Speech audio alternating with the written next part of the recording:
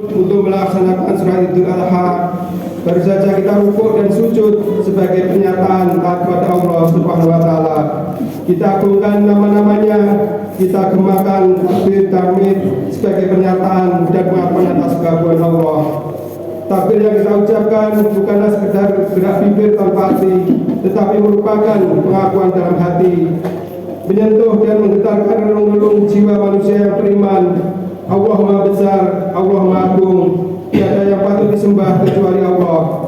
Karena itu melalui mimbar ini saya mengajak pada diri saya sendiri dan juga pada jamaah sekalian, marilah tundukkan kepala dan jiwa kita di hadapan Allah yang Maha Besar. Campakkanlah jauh-jauh sifat keangkuhan dan kecongkaan yang dapat menjauhkan kita dari rahmat Allah Subhanahu wa taala.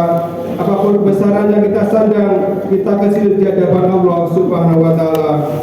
Hadirin jamaah Idul Adha yang dimuliakan Allah, Idul Adha yang kita rayakan pada setiap tanggal 10 Zulhijjah juga dikenal dengan sebutan Hari Raya Haji, di mana kaum muslimin yang sedang menunaikan haji yang utama yaitu Wukuf di Arafah.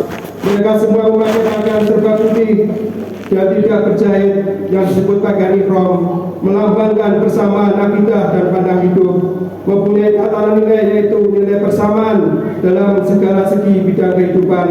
Tidak dapat dibedakan antara mereka, semuanya mereka sederajat, sama-sama mendekatkan diri kepada Allah yang Maha Perkasa sambil bersama-sama membaca kalimat talbiyah. Masalah pengorbanan dalam baris sejarah kita diingatkan pada beberapa peristiwa yang menimpa Nabiullah Ibrahim alaihissalam beserta keluarganya Ismail dan Siti Hajar. Ketiga orang ini telah membuat sejarah besar yang tidak ada bandingannya, yaitu ketika Nabi Ibrahim alaihissalam diperintahkan Allah Subhanahu wa taala untuk menempatkan istrinya Hajar bersama Nabi Ismail putranya yang saat itu masih menyusu. Mereka ditempatkan di suatu lembah yang tandus, gersang, tidak tumbuh sebatang pohon pun. Lembah itu demikian sunyi dan sepi, tidak ada penghuni seorang pun. Nabi Ibrahim alaihissalam sendiri tidak tahu apa maksud sebenarnya dari wahyu Allah yang menyuruh menempatkan istri dan putranya yang masih bayi itu ditempatkan di suatu tempat paling asing di sebelah utara, kurang lebih 1.600 km dari negaranya sendiri yaitu Palestina. Tapi baik Nabi Ibrahim maupun istrinya Siti Hajar menerima perintah itu dengan ikhlas. Karena pentingnya perintah tersebut, Allah mengabadikannya dalam Al-Quran surat Ibrahim ayat 37. A'udzubillahi minasyaitonir rajim. Rabbana inni askantu min dzurriyyati biwadin ghairi dzi zar'in 'inda baitikal mukarrami. Rabbana yuqimus sholata waj'al afidatan minan nasi tahwi ilaihim warzuqhum minats thamarati la'allahum yashkurun. Artinya, ya Tuhan kami, sesungguhnya aku telah menempatkan sebagian keturunanku di suatu lembah yang tidak mempunyai tanam-tanaman di dekat rumahmu, yaitu Baitullah yang dimuliakan. Ya Tuhan kami, sedemikian itu agar mereka mendirikan sholat, maka jadikanlah hati sebagian manusia cenderung pada mereka dan beri rezekilah mereka dari buah-buahan, mudah-mudahan mereka bersyukur. Seperti yang diceritakan oleh Ibnu Abbas bahwa tatkala Siti Hajar kehabisan air minum hingga tidak bisa menyusui Nabi Ismail, beliau mencari air kian kemari sambil lari-lari kecil atau sa'i antara Bukit Sofa dan Marwah sebanyak 7 kali. Tiba-tiba Allah mengutus malaikat Jibril membuat mata air Zam-Zam. Siti Hajar dan Nabi Ismail memperoleh sumber kehidupan. Lembah yang dulunya gersang itu mempunyai persediaan air yang melimpah-limpah. Datanglah manusia dari berbagai pelosok, terutama para pedagang ke tempat Siti Hajar dan Nabi Ismail untuk membeli air. Datang rezeki dari berbagai penjuru dan makmurlah tempat sekitarnya. Akhirnya lembah itu hingga saat ini terkenal dengan kota Mekah, sebuah kota yang aman dan makmur. Hadirin jamaah Idul Adha yang dimuliakan Allah, hal ini membuktikan tingkat kemampuan modern dalam tata pemerintah dan ekonomi serta keamanan hukum sebagai faktor utama kemakmuran rakyat yang mengagumkan, yang semua itu menjadi dalil bahwa doa Nabi Ibrahim dikabulkan Allah Subhanahu wa taala. Semua kemakmuran tidak hanya dinikmati oleh orang Islam saja, orang-orang yang tidak beragama Islam pun ikut menikmati. Sebagaimana firman Allah dalam surat Al-Baqarah ayat 126, A'udzubillahi minasyaitonir rajim. Qala man kafara fa ummatuhu qalilan tsumma adqaru ila adzabin nar wa bi'sal masir. Artinya Allah berfirman, dan kepada orang-orang kafir pun aku beri kesenangan sementara, kemudian aku paksa ia menjalani siksa neraka, dan itulah seburuk-buruk tempat kembali. Hadirin jamaah Idul Adha rahimakumullah. Itulah hal yang kita peringati saat ini, dinamai juga Idul Nahr, artinya hari raya memotong kurban binatang ternak. Sejarahnya adalah bermula dari ujian paling berat yang menimpa Nabi Ibrahim alaihissalam.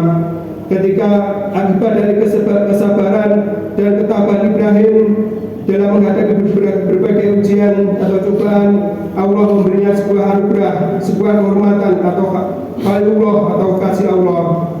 Setelah Al-Khalil disandangnya, malaikat bertanya kepada Allah, "Ya Tuhanku, mengapa engkau menjadikan Ibrahim sebagai kekasihmu, padahal ia disibukkan oleh urusan kekayaan dan keluarganya?" Allah berfirman, "Jangan menilai hamba Ibrahim alaihissalam itu dengan ukuran lahiriah. Tengoklah isi hatinya dan amal baktinya." Sebagai realisasi dari firman ini, Allah Subhanahu wa taala mengizinkan para malaikat menguji keimanan serta ketakwaan Nabi Ibrahim alaihissalam. Ternyata kekayaan dan keluarganya dan tidak membuatnya lalai dalam taat kepadanya, taat kepada Allah. Sebagaimana firman-Nya, "Qala ya bunayya inni ara fil manami anni adbahuka fanzur madza tara." Qala ya abati fa'al ma tu'maru sataziduni insyaallah minas sabirin. Artinya, Ibrahim berkata, "Hai anakku, sesungguhnya aku melihat dalam mimpi bahwa aku menyembelihmu, maka fikirkanlah apa pendapatmu." Ismail menjawab, "Wahai bapakku, kerjakanlah apa yang diperintahkan kepadamu. Insya Allah engkau akan mendapatiku termasuk orang-orang yang sabar." Quran Surat As-Saffat ayat 102. Ketika keduanya siap untuk melaksanakan perintah Allah, iblis datang menggoda sang ayah, sang anak dan sang ibu silih berganti. Akan tetapi Nabi Ibrahim, Siti Hajar dan Nabi Ismail tidak tergoyah oleh bujuan rayuan iblis yang menggoda agar membatalkan niatnya. Mereka tidak terpengaruh sedikit pun untuk menurunkan niatnya melaksanakan perintah Allah. Nabi Ibrahim alaihissalam melempar iblis dengan batu, mengusirnya pergi. Dan ini kemudian menjadi salah satu rangkaian ibadah haji, ini melempar jumroh. Hadirin jamaah Idul Adha rahimakumullah. Ketika sang ayah belum juga mengayunkan pisau di leher putranya, Nabi Ismail alaihissalam mengira ayahnya ragu, seraya ia melepaskan tali pengikat dan tangannya agar tidak muncul suatu kesan atau image dalam sejarah bahwa sang anak menurut untuk dibaringkan karena dipaksa.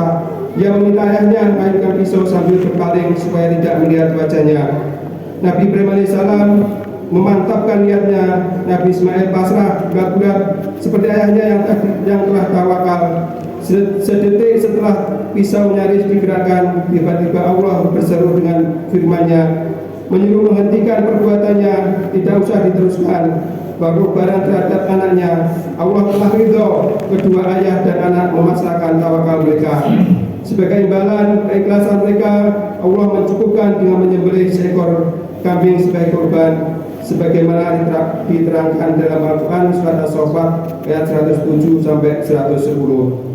Barakallahu li wa lakum fil Qur'anil azim wa nafa'ani wa iyyakum bil ayati wa dhikril hakim innahu huwat tawwabur rahim.